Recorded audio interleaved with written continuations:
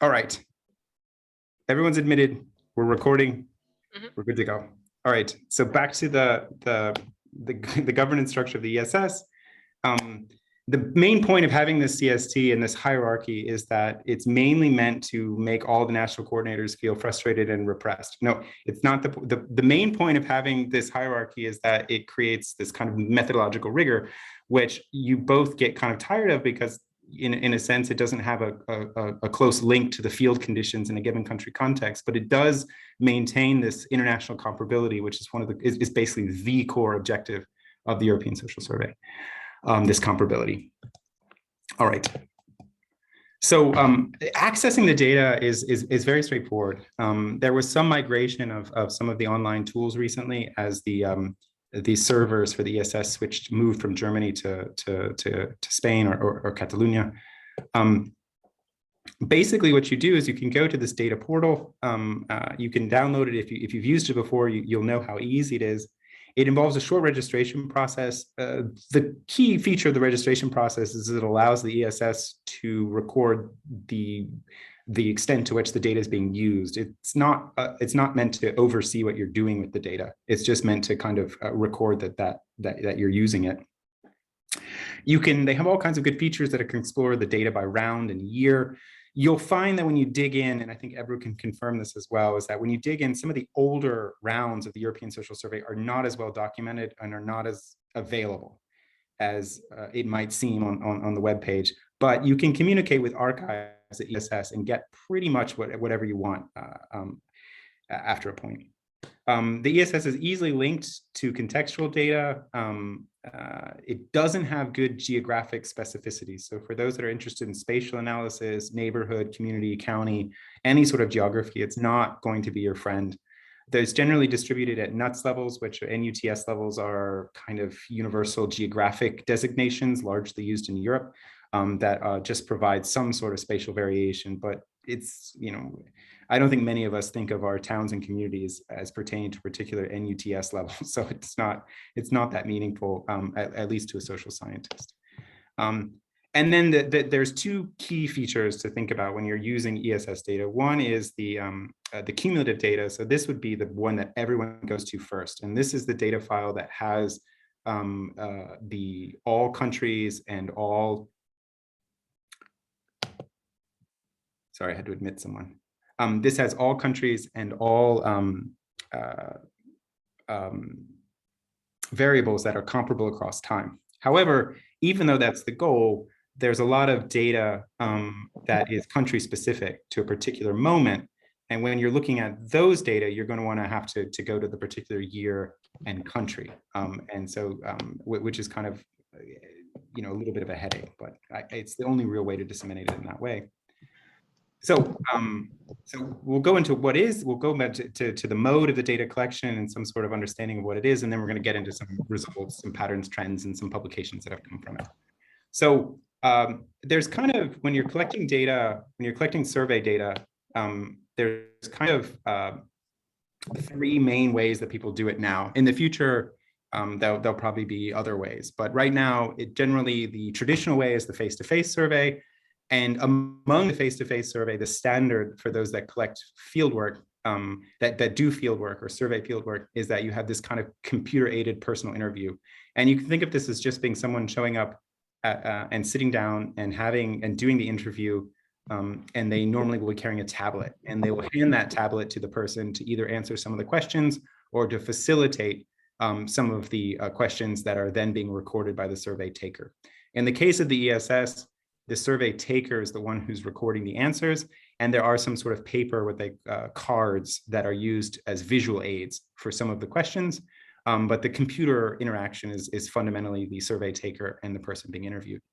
As a result of the face-to-face computer-aided personal interview, which is the standard, it's a very expensive survey. It's obscenely expensive. Each of the protocols for a single completed interview can be quite extensive, that involve an advance letter, in some contexts, either a conditional or unconditional cash incentive. Then you approach the household, you interact with someone in the household to select the person who's being who will be the randomly sampled person from the household. Then you return to the household to do the interview.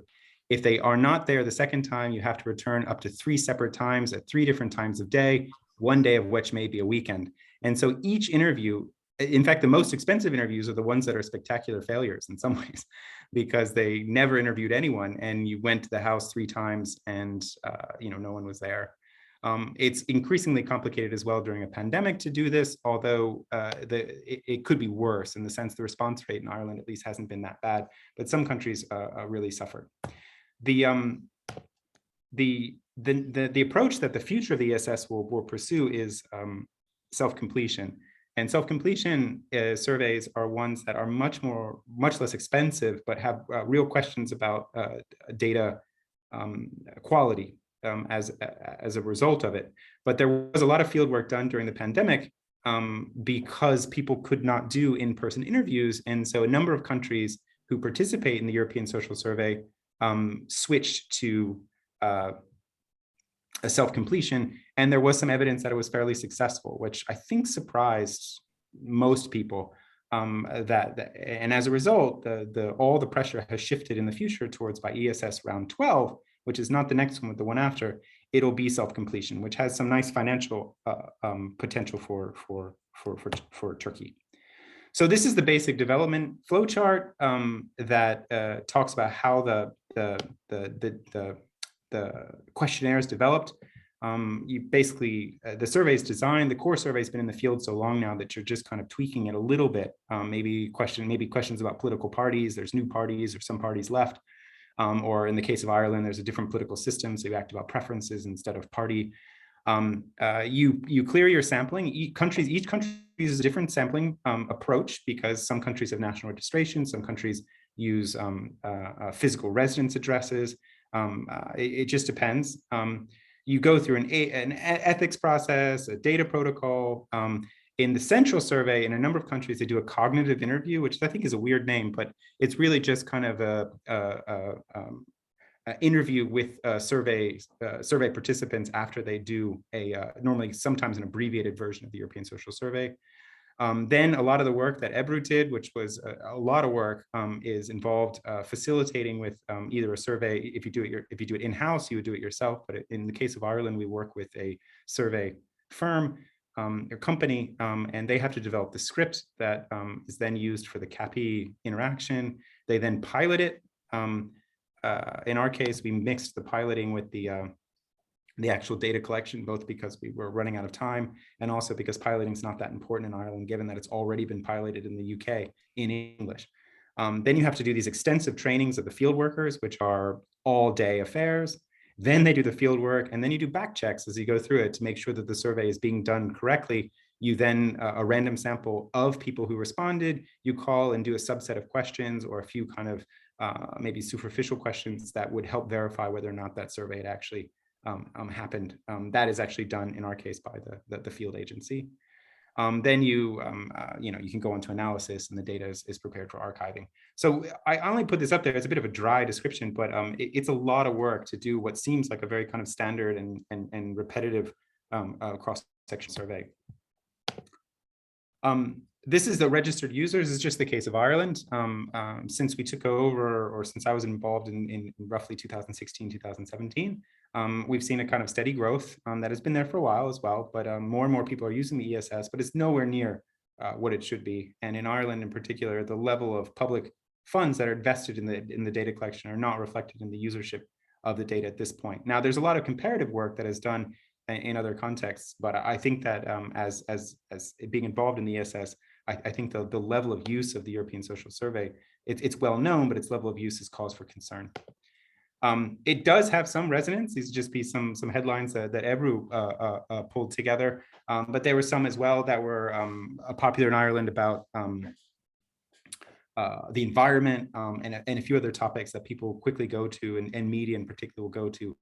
It doesn't have a lot of penetration in Ireland in terms of public policy, but it does have relevance in public policy, and it is frequently cited by the European Commission or in European Parliament when they're trying to make decisions and they want to make the case that it has meaning in a variety of European contexts.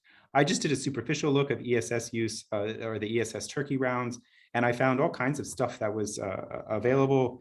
Some was, the Turkish police did a study of trust in police. That was by, I can't remember that, Human Societies. It's that publication by Sakarya University. But it's kind of all over the place, but it's not quite as systematically recorded when it's being used. I definitely think it could be used more. So the questionnaires for the European Social Survey, and this is really important for users to understand, is that there's a core questionnaire that is put into the field every round, and that is comparable across countries and across time. And that is the basic, that's the spine of the European Social Survey. But also in each round, there are two, well, in earlier rounds, maybe less, but generally there are two rotating modules. And these modules are something that, as researchers, I highly suggest. The ESS 11 is already done, but ESS 12 will be coming up soon, is that you can design and propose, and I'd be happy to help you understand anyone understand how to do that, because I think it'd be great you don't have to be a participating country to develop a rotating module. And what you do is you create basically a set of questions, typically 10, sometimes more questions that are then included in all countries in the European Social Survey. And those questions are publicly available to you as a researcher. You don't get any special privileges. They're released to the public at all times. In fact, as national coordinator, I don't get the data before anyone else does. It's all released publicly at one moment. But these rotating modules cover particular themes. Hold on. And basically, the core questionnaire looks at a bunch of repetitive topics. Media use, which those questions have probably changed more than most, as media has changed since 2002. Internet use, social trust, politics. There's a lot of political science questions in there that I don't use that much, but I probably are some of the most used questions in the European Social Survey. There's questions about subjective well-being, perceived discrimination, questions about religiosity, religious practice, national ethnic identity. There's good questions for nationalism. There's vote intention. It's not a very useful variable, to be honest, the vote intention, because it's too infrequent a survey. There's a lot of national level surveys that are closer to it, but it's a good correlation variable for other values. So you could, looking at voter preferences and looking at other things can be useful. There's the basic socio-demographic profile, and then there's a human values scale, which I'll show you a slide of what the human values scale looks like. It's a very useful measure as well. You can think of other large-scale data collections like the European Values or the World Values Survey that are out there, but none of them are as good as the ESS. All right. So this would be like the human values scale. This is what the questionnaire would look like for it. And basically, you kind of identify a kind of sex identification at the beginning, and then you list a set of questions, and they use a lot of these scales. They either use the ESS either uses 6 or 11-point scales for everything. It's the standard, and they're getting away from the 11-point scale. So we're probably going to see the 6-point scale become the dominant one, because 11-point scales don't fit well on tablets or smartphones. So they're shifting towards these kind of 6-point scales. But this would be the question A here. This is part of the human values section, which is section H. It says thinking of new ideas and being creative is important to him. He likes to do things his own original way. I mean, sometimes when you read survey questions, they do seem so kind of silly. But it is important for him to be rich. He wants to have a lot of money and a lot of expensive things. He thinks it's important that every person in the world should be treated equally. He believes everyone should have equal opportunities. And this would be from the core questionnaire. And then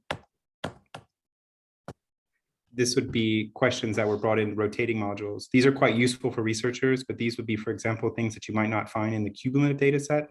And so, for example, 2014, which was round 7, there's a heavily used special rotating module on immigration and social inequalities in health.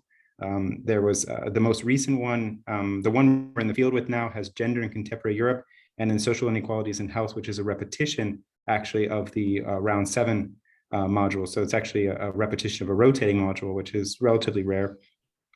And then there was a special module put in the field for what we're doing now on COVID-19 that was voluntary.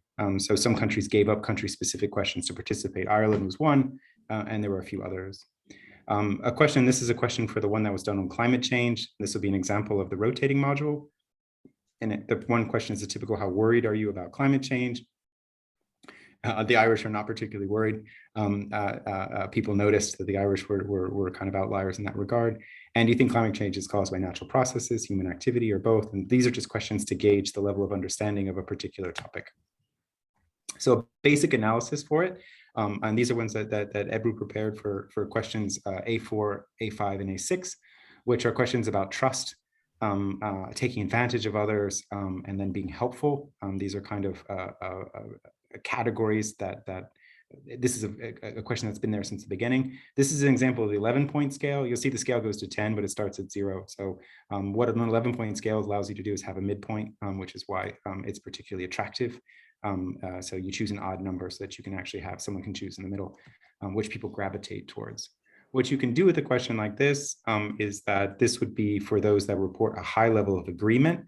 So 0 means you can't be too careful, and 10 means that most people can be trusted. And these are people who respond 6 and above on that scale. So if you go back a slide, you can see they're just basically going on a scale from can't be too careful to most people can be trusted. And these are people who selected a value 6 or above, presented as a percentage across time. And you can certainly see that, the economy was going great up until 2006, 2007, 8. Things didn't work out so great, and trust kind of fell, and then it kind of recovered for a bit by 2016. But those are, in terms of attitudinal measures, a 10% change in a single round is a relatively large one. You can also look at those. These are the 4 questions, the A4, A5, so trustworthiness, fairness, and helpfulness. These are just means across time, which is just a standard way of doing it, just kind of averaging across time.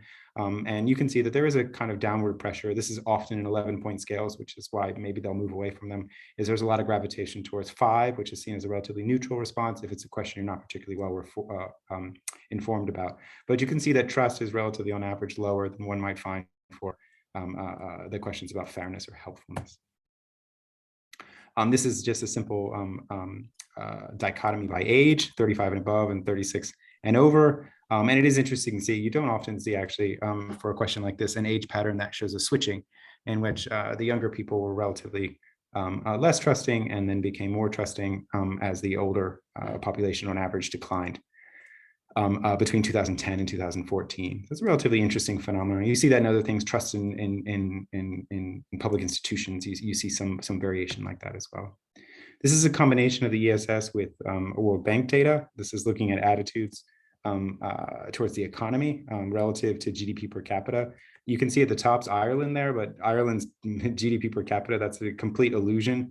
The GDP per capita is inflated in Ireland because there's very large companies like Apple that use Ireland as a kind of tax shelter historically. So there's a huge amount of revenue that's retained in Ireland or passes through Ireland, but it's not reflective in the general population. So the GDP of Ireland is closer to something in the United Kingdom in meaningful terms, even though it looks quite inflated in that statistic. So Ireland's a case of where GDP is just a particularly poor measure. But you can see as countries get wealthier, that there's some relationship there.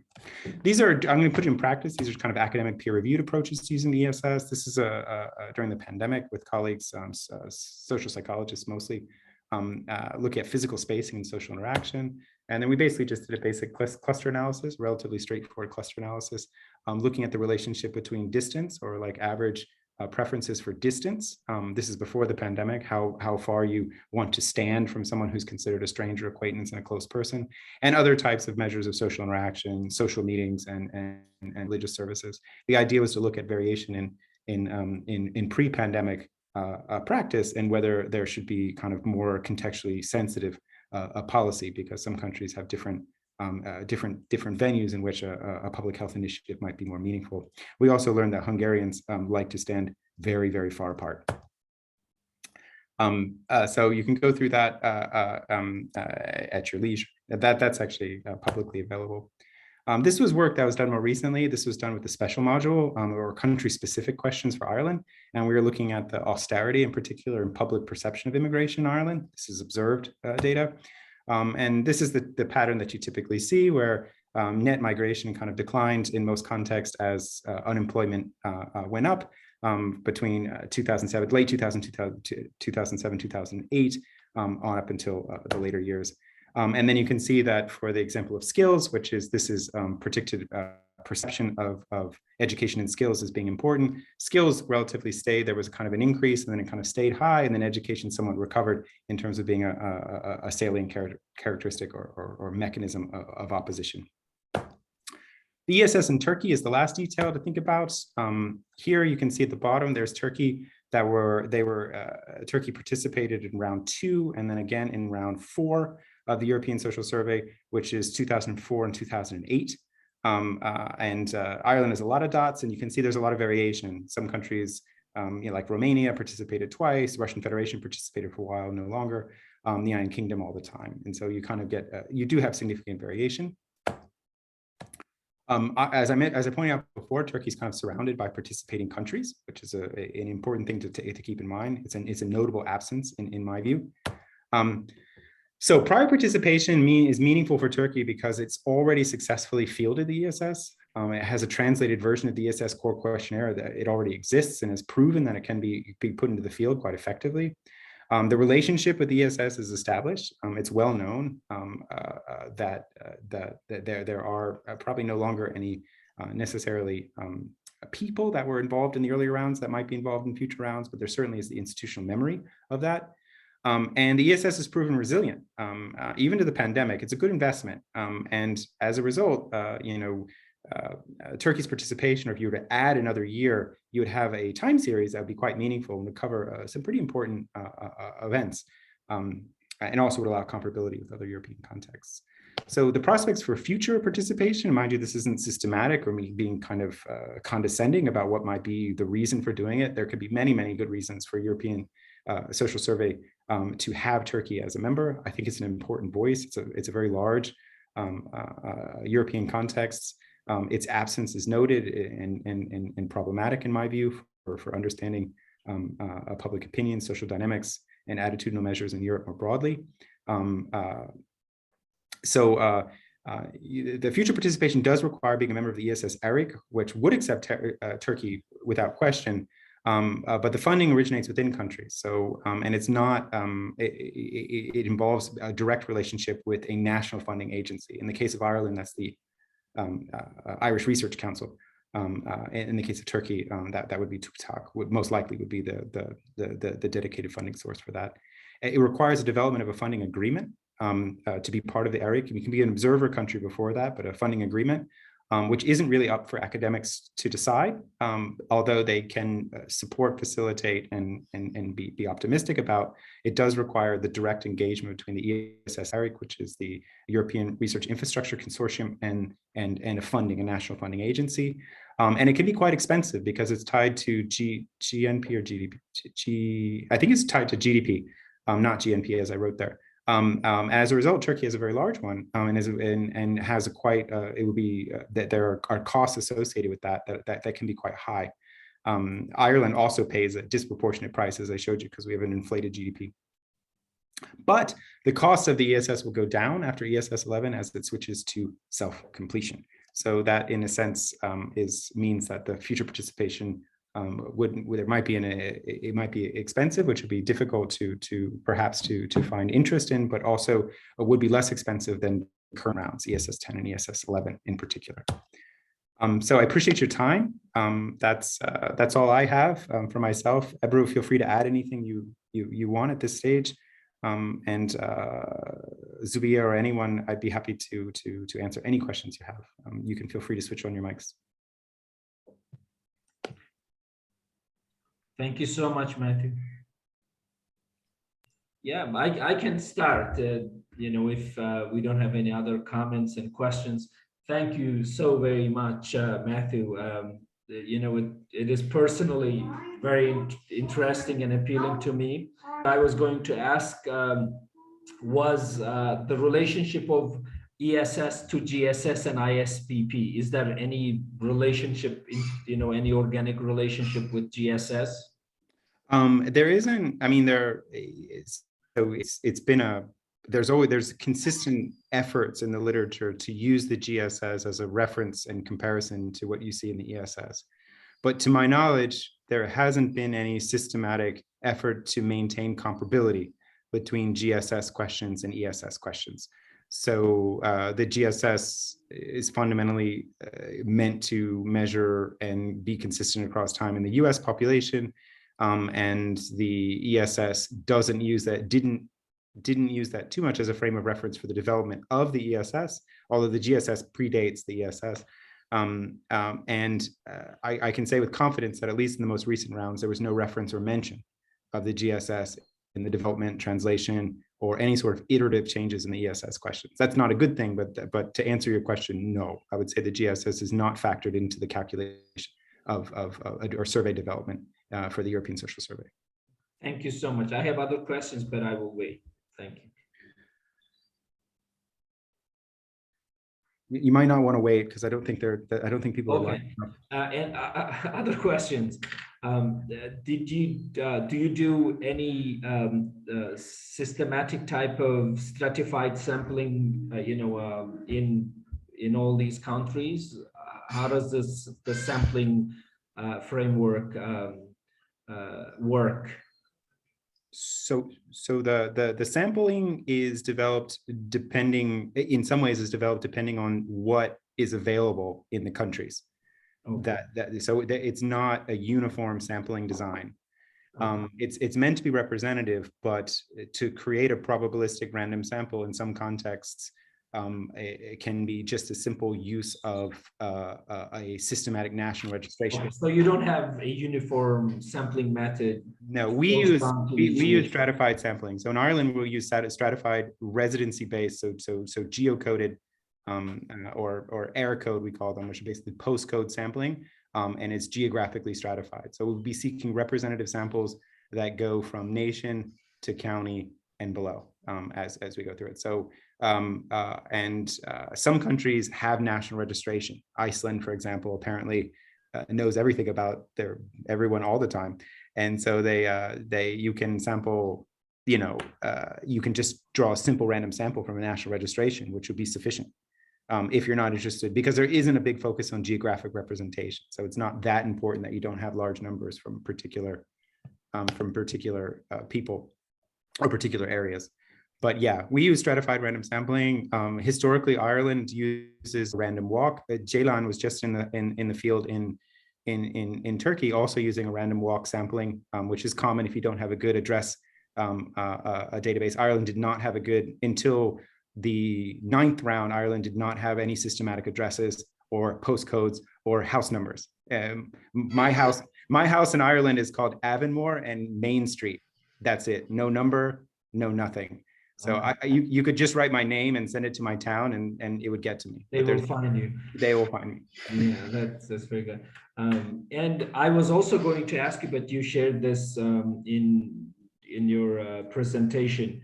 Self-completed or self-administered surveys. I was going to ask if the ESS would consider, because in the previous ones they didn't do this.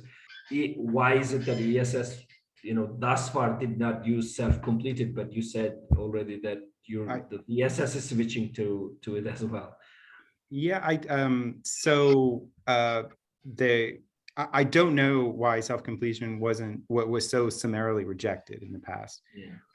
But I do know that there is an effort to kind of follow the literature, and it is true. It remains true that in the bulk of the effort to understand self-completion versus in-person data collection tends to be an approach in which the quality of data is marginally higher. However, it's a quickly evolving landscape. And so I share with you, and a lot of my research focuses on social desirability bias. In fact, most of my work uses list experiments, and in a sense is a criticism of in-person data collection. Yeah. However, so I have to pretend that doesn't matter when I'm at the ESS. But the truth is that there are some advantages to self-completion in terms of social desirability bias, in the sense that you are not subject to matching your understanding of the norms and expectations of the survey taker, which is a certain type. In Ireland, it tends to be a bit older, and there's a certain type. In fact, we were very concerned when the COVID fieldwork, when we met our field teams, because they were they were quite old at the relative to what we thought would be doing the in-person fieldwork. And that certainly also has an effect on the interaction. I mean, ultimately, a survey data collection is an interactive process. And so there are some advantages to self-completion. I don't think it'll necessarily solve a social desirability bias any more than telephones or digital data collection did. But you can't deny that it could be meaningful. Yeah, it also depends on from, country to country, and also even within Turkey, it makes difference in different regions. So, but I like the idea that the ESS is using different type of sampling methods in different places. I think Mathew dropped again. Oh no, you're there. I'm sorry. Somebody else dropped, and your place on the screen went somewhere else. Zubair, can I ask you a question? Ebru, are you asking it to me? Yes, I'm asking you. Can I ask you a question? You conducted a research which was in self-completion mode. Yes. And you sent a link to people, yes. To the participants. You didn't leave them a paper. No, here is what we did. And we have one field worker, Irem is here. Here is what we did. We actually tried on paper first, and convincing people, asking them to complete the survey is really, really difficult and challenging in Turkey. And this is how most of the data sets are collected in Turkey. The Turkish Statistics Institute, TÜİK, is collecting data by the state's power. It literally uses the stick of the state and says, knock, knock, you have to, we're coming from the State Institute, and you're gonna have to fill this out, or else you're gonna get fined. And when you try to go to the street and just say, hey, we would like to conduct a survey with you, can you help us, or this and that? And the rate of acceptance was terribly low, and we decided that we're gonna make it flexible. We're gonna approach people, and what we did is that we printed copies, a link to a QR code, and also link, and we presented it to people. We said, hello, we're coming from this university, we're doing this research, and we're asking, your participation. And if you want it, here is the QR code. If you don't want to give your phone number to us, if you're comfortable, we can send the link to you. And the link is also here. And I also had my business card, and I gave it to them, and also Irem and others, all of the interviewees, they gave it to them. And we also said, if for your time, we're giving like 50 Turkish liras worth of gift card from one of those, stores. And we distributed this. And the return rate for the completed surveys was around 80% in Istanbul, 25% in Rize, 80% is in Gümüşhane, or around 55 in Ankara. But at the end, we completed around 2,000 surveys, and the quality of the survey, when I say quality, testing it with factor analysis, looking at correlations and such, and also the feedback that, and by the way, for people who are above 60, we said you have the face-to-face option. The people who were illiterate, less than 60, we still offered them face-to-face if they accepted it. So it was a combination of face-to-face, like copy, and also self-administered. So I don't know if I answered your question, but that's. So you did recruitment in person, which increased the response rate. And what I was wondering, what we do in ESS in COVID, we are not allowed to do mixed mode. You cannot do face-to-face and self-completion together. You have to choose either one of them. And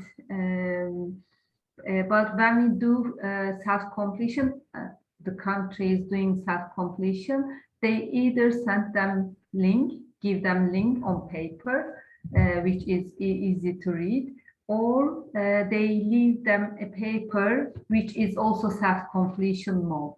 So it's designed, the wording was arranged according to self-completion mode. It was different than the normal one conducted with a survey taker. So if they cannot, they are not good with digital tools, they are able to fill it out in paper. So that's what I mean when I say links for each interviewee. For example, Irem had her own link for self-completion and also for face-to-face. So we know who did the survey, where they did it, when they did it, whether it was face-to-face. We have not done it yet, but we could also compare if there is a statistically significant difference in the responses of the face-to-face versus copy. I know that they might make differences in the results, but I also think that we have to think flexibly when we have like these overarching rules, like implement one sampling, method in all countries. It has its own challenges as well. Turkey is an especially difficult area to do the research for a couple of reasons. I mean, it's not like the US that you could easily convince people. The barrier to convince people is really, really high, and we have to try different methods. Fatih is here, Aysan. We have been raising these issues in different gatherings, meetings with different institutions in Turkey, and especially the TÜİK side, the Turkish Institute of Statistics side. They have their own very expensive, data collection methods. They use stratified sampling, and they go to like thousands, tens of thousands of people, but with the stick of the state, which like hurts the quality of the data so much. So our main purpose is to get the most representative data in the most efficient way. And if the respondent doesn't give information sincerely, then we have a big problem. I think that's the biggest challenge in Turkey, and we have to try different methods. I'm sorry. So you'll have a good citation stream in the next year or so, because there were field experiments that were done to directly assess self-completion versus in person, which will provide, it won't be unique to the Turkish context, and it might not be relevant for reasons that you can point out, but it does provide the beginnings anyways of a citation stream in the literature that would help kind of formally motivate a shift towards self-completion for some reason. So that'll be quite helpful.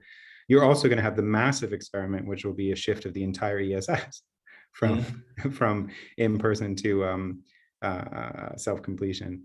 And it really is a scientifically driven data collection. So there'll be a lot of effort in the next year or so, and they're going to ask many of the countries, Ireland included, although we do not know where the funding will come from at this stage. They'll be asking us to do, in parallel with the in-person, a self-completion pilot to see how that directly compares, and to eliminate the period effect too. So to be doing it simultaneously as the field work is going on. So that would be the idea. And one thing that I wanted to point out, Mathew, is that when we have the self-completion, and if it is electronic, especially when you're doing one research for the first time, of course, you do the pilot and pre-test, but in the field, if you see something wrong, like simultaneously, you can intervene. For example, in our research, that were interviewees doing research in different cities. When you see that things are not going right, you can immediately stop the field work. Yeah, I mean, that's the drawback of the ESS. And I think Ebru and I feel your pain in that we were unable to adjust in many ways. And I would say one of the most tiring and exhausting conversations was navigating the need to change the mode of data collection during a global pandemic. I nearly was institutionalized for mental illness at the end of that. It was by far the most challenging conversations, because you have to be nice, but you're dealing with a massive bureaucracy. So the advantages of the ESS is comparability, but the drawbacks of comparability is that it's very slow to change, and it is not able to adapt to field conditions in any meaningful way. Thank you.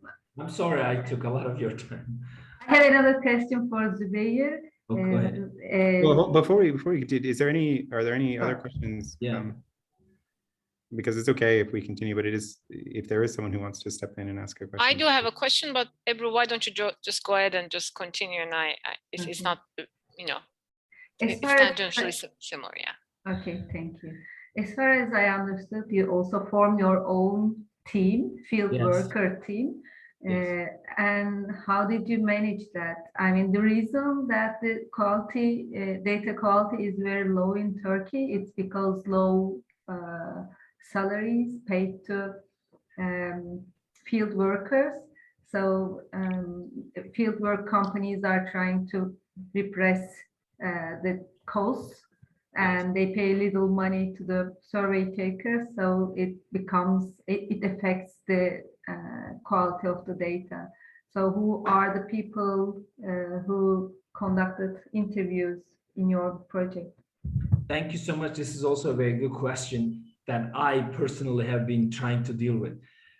I kept telling institutions in Turkey, including TÜİK, I said, instead of going to 20,000 households, go to 2,000 households with a really good, reliable sampling method. And instead of spending like 10 million something, just spare 2,000 or 3,000, pay to the participant and pay well to the interviewees. We have İrem here. So for every link, I just for your reference in Turkish lira terms, for every link on the street that they gave, we paid 40 liras. Okay, just for convincing, no completion. So by Turkey's standards, it was really, really high. And people kept telling me, oh, this is so much. That is so much, but the quality of the data is very pleasing. So have a very good sampling method, reduce the number of people that you have in your survey, and pay the, give the gift card to the participant and also pay well to your interviewees. That's how we did this. And very recently, we also worked with UNICEF and the Ministry of Family, and we suggested the same structure. We said, instead of going to 200, 300 for a pilot study, let's go to 120, and we're gonna, pay more to the participants and pay more to the interviewees so that we have the confidence. What we did is that we have field coordinators in the field, like top, main coordinator, the next level ones. And then we train our own interviewees. I never, ever trust companies, never. And I have arguments with them as well. If they do it, it's garbage, it's done. We're all statisticians here. I'm assuming almost all of us. We know that in statistical analysis, we are looking at marginal differences to say that there's a statistically significant impact on something, or there's some statistically significant difference. And those marginal differences are spoiled when you have some garbage data coming in. So we have to be very careful. Instead of having tens of thousands of respondents, have only 2,000 or 3,000 in some cases. I argue that for a generalized survey, not like a special needs survey, even 100, 1,000, 1,500 is more than enough for Turkey. So we paid well. I'm saying we paid well to the participants and also to the interviewees. And if I give you the overall cost, you will be surprised how low it is, not high. But what we did is that we tried to narrow down the sample size and have a good sampling strategy, and also do the self-completion, because it saves a lot of time. For example, instead of giving when you have people completing it face-to-face, that's going to take a lot of time, and you're going to have to pay more to the participant, pay more to your interviewees. And why not just give the link to them and then say, fill this out whenever you're ready. And we lost money when 40% did not fill it out. But at the end, like the quality of the survey, and also, per response cost was much, much less than what TÜİK or other companies are doing in Turkey. So I'm sorry, again. Well, there is an interest in the ESS, and it's an argument that they have with a lot of country contexts about unconditional cash incentives. So unconditional cash incentives will likely be a primary, a very useful mechanism for participation for self-completion. Yeah. Because the in-person cost of the data collection or the per person cost of data collection will drop. And so unconditional cash incentives. The big debate that they have with a lot of country teams is whether to make conditional or unconditional. So unconditional is where you receive the voucher or payment before you complete the survey. Conditional would be upon completing the survey, you would get it. So there some country contexts, I guess the funders, particularly public funding agencies, won't allow them to do unconditional cash incentives. And we've had the data collection firm that we work with also doesn't do unconditional cash incentives, but that will probably change with self-completion because we did unconditional. We managed our own budget. You know, we're working with institutions too. If you're working with bureaucracy, they will make it difficult for you. But if things are in your hand, you control it. We did unconditional. Of course, we lost some money, but it was worth losing. I would say. Yeah, I mean, I think the evidence would be that it'll probably become the norm. I mean, the literature is very clear in that way that unconditional cash incentives are there. Yeah, thank you so much.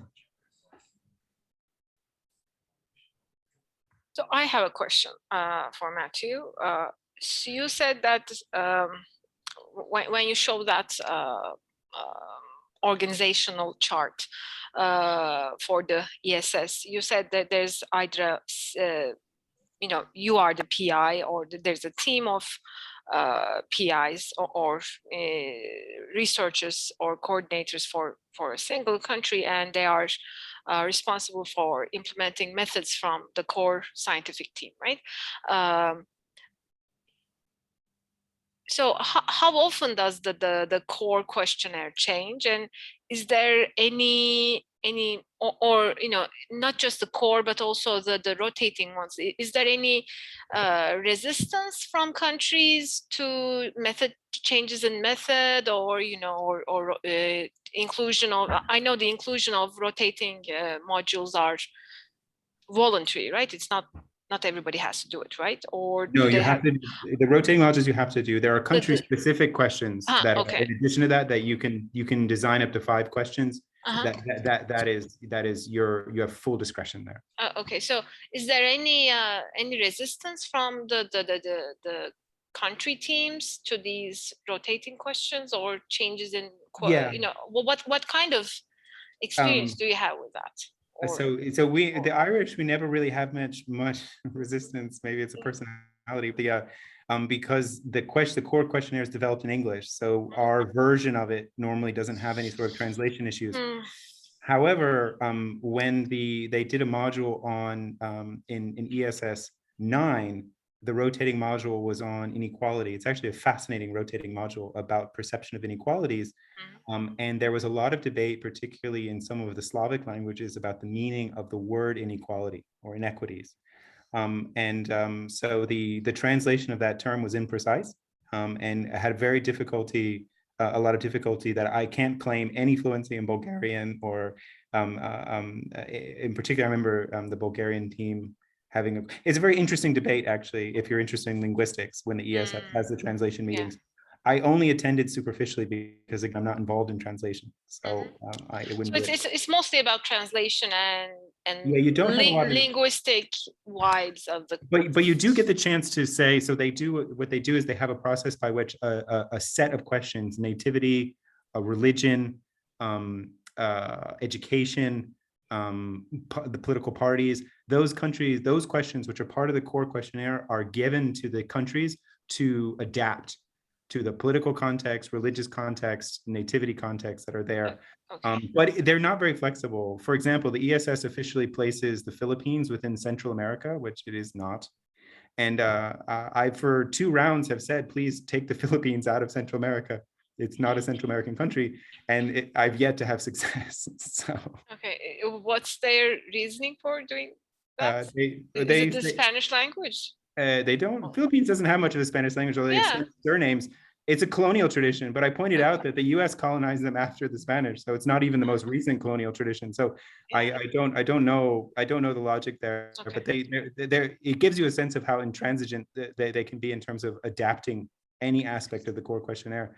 But you can have some success and in certain domains, and you do have the ability to develop independent country level questions, 4 or 5 questions. But no, you don't have discretion in the rotating module, and the translation process. A team like Turkey would be very involved in the translation process because they would be doing that. So you would have a lot of discretion there. I mean, no one's going to question what the team, the conclusions they come through once they go through the translation protocols about what the best terminology will be used. But you don't have discretion in the form of the questions. And you yeah. Sorry, can I add something? Of course. If there's some kind of deviation from the original survey questionnaire, it's well documented on the ESS website. For example, some questions may be maybe they are not asked in the field because they were too sensitive. So it's also well documented on the country information side. And I attended a meeting on gender-related module, which will take place in the next round, 11th, ESS 11th. It was about, there's a kind of backlash, gender backlash in the world. It's a global phenomena. So ESS would like to measure this attitude. And there are some questions which you shouldn't start with saying the gender of the participant at first. But for example, people from Poland opposed the strategy, saying that it's very rude if you don't say hanımefendi or beyefendi from the start. So there was this kind of discussions. Okay. People are trying to reach a consensus. Culture-wise discussions can happen too. Okay. Thank you.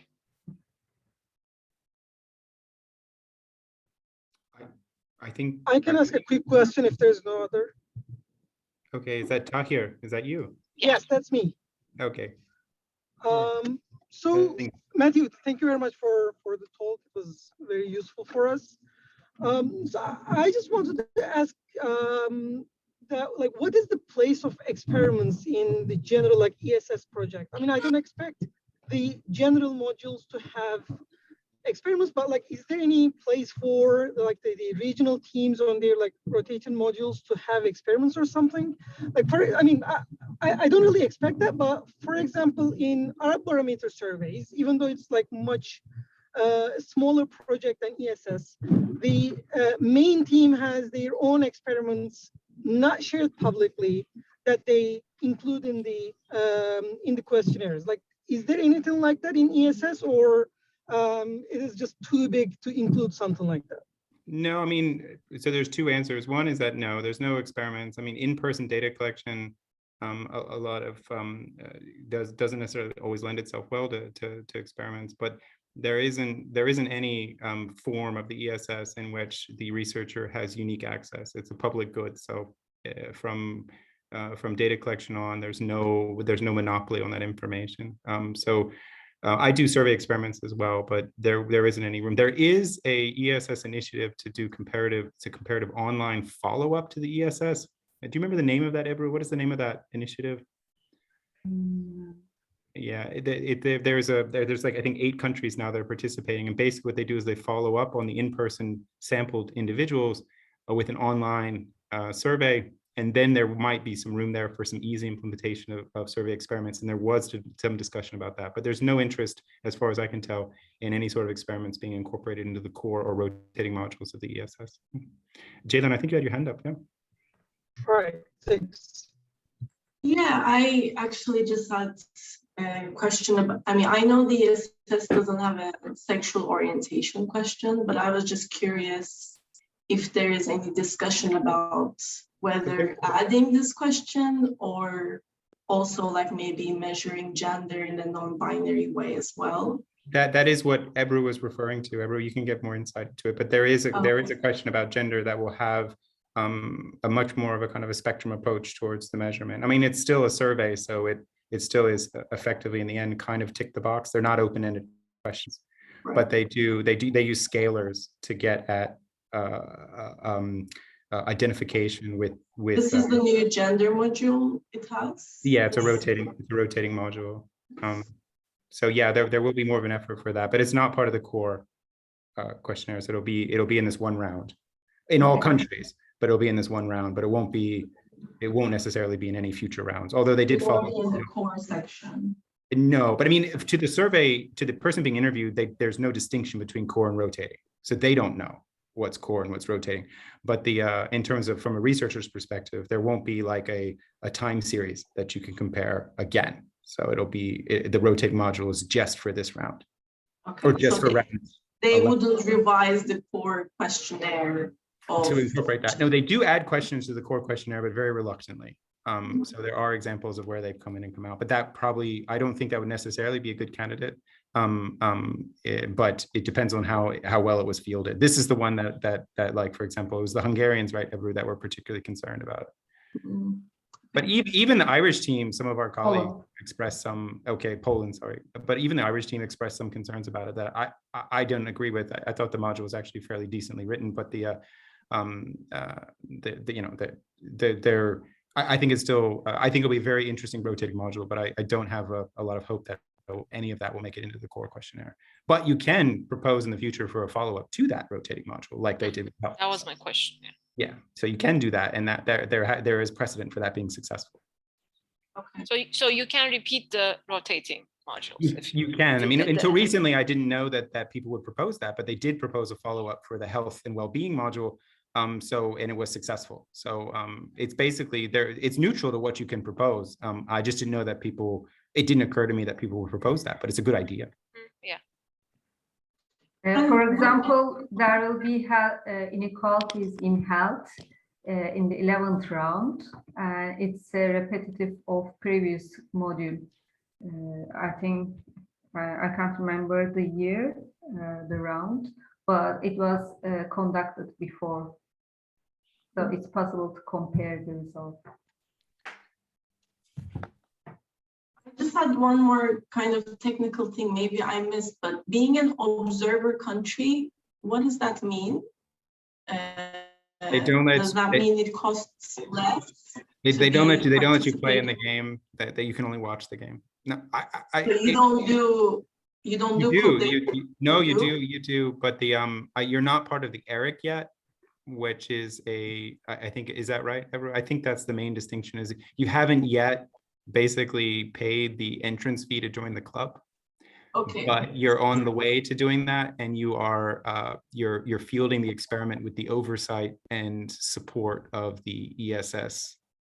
So they don't pay that 250,000 euro fee. What can we do, Mathew? Like if you wanted to lobby for this, like go to TÜBİTAK and talk to them and say, if you're willing to support, we're willing to do. Is that I think we set up tents around TÜBİTAK, and you light a bonfire, and I think that the main approach that was suggested when Ebru and I talked to the outreach coordinator, or the internationalization coordinator for the ESS, on the part of academics, is to develop a network of academics that are interested in the ESS, and then to approach and to have, for example, a forum or some sort of gathering in which TÜBİTAK as well is involved, that would then showcase the value of it, Turkey's previous participation, and logistics of being involved again, to which members of the ESS ERIC would also be invited to attend. That would be the approach that they suggested. But I have a concern that even if it becomes successful, and if it ends up in the hands of a private company doing the field work, it's just waste of effort and money. Well, that's why we would have you there to remind us that that's not a good approach. I mean, it's meant to be inclusive, and in terms of it has to be owned by the academic community of the country context in which it operates. So your perspective on that would be valued, would have to be valued, or it wouldn't be useful to participate. So the point is, I don't know if you would win every argument, and that, you know, there would be other, but you wouldn't, it wouldn't be functional if people who have an opinion about quality of data were excluded. And the ESS ERIC would be interested in your viewpoint and experience without question. Thank you.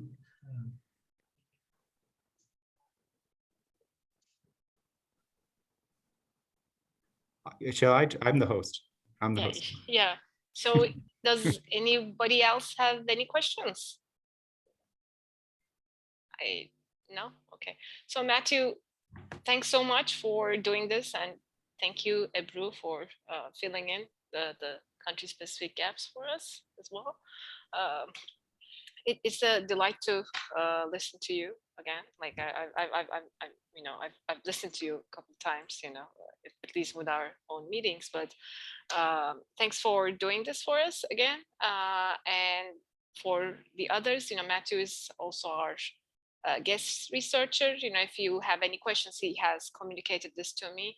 If you have any questions about the ESS, or he's also going to give a talk tomorrow in Boğaziçi. So if you have any questions about that, you know, please email him. And I have his email, but he's also has a very nice website on Google as well. So okay, so this is it, I guess, for today. One last. Yeah. Go ahead, Mathew, and then I. No, I was just saying you should feel free to reach out. I mean, I'm a guest at Marmara, and I'd be happy to.